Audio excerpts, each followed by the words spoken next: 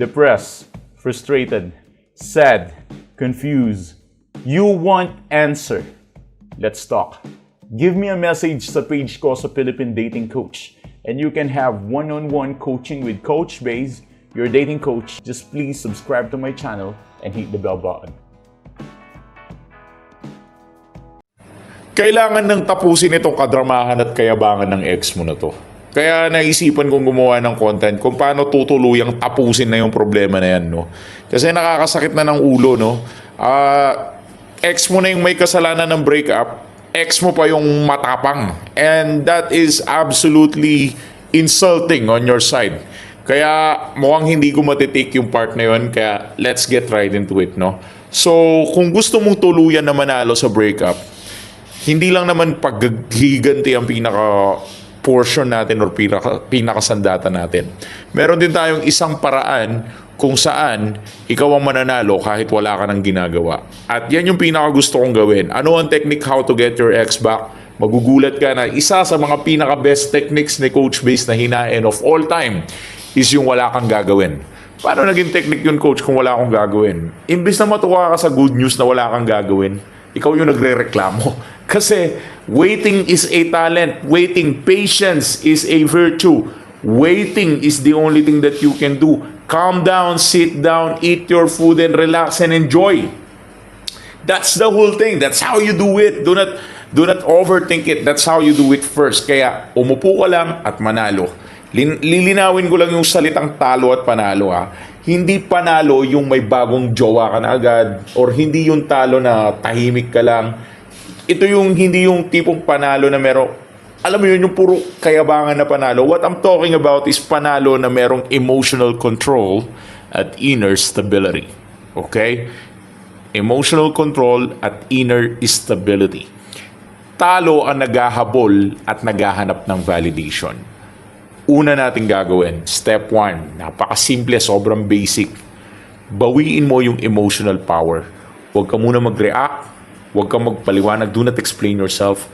Huwag kang maghahabol, please lang. I'm begging you, ako na maghahabol sa'yo para lang sabihin sa'yo na huwag kang hahabol sa ex mo. At kapag wala silang emotional access, automatic, ikaw na yung may leverage or advantage. Step 2, total detachment. Detach from the outcome, di ba? Kahit bumalik ko hindi, detach. Ibig sabihin ng detach, huwag kang masyadong attached dun sa outcome. Detach from it.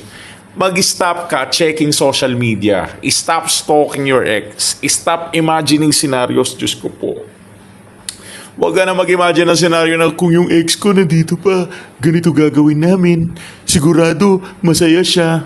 Huwag ka masyadong pabebe. Hindi naman ganyan yung ex mo. Hindi naman nagpapabebe yan sa'yo. You might think your ex is so special. Probably.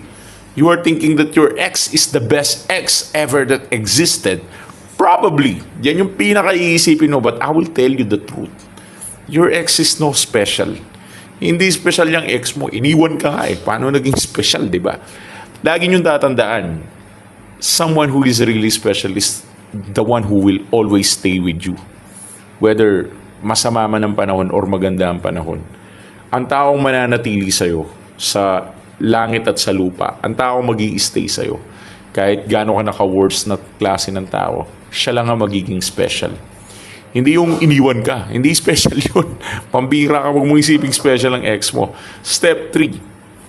Silent upgrade, probably. Kailangan mo mag-improve quietly. Katawan, routine, mindset, lifestyle. Walang flex, walang patama. It's just a success without announcement. Hurts the ego more. And that's probably a great advantage for you, brother.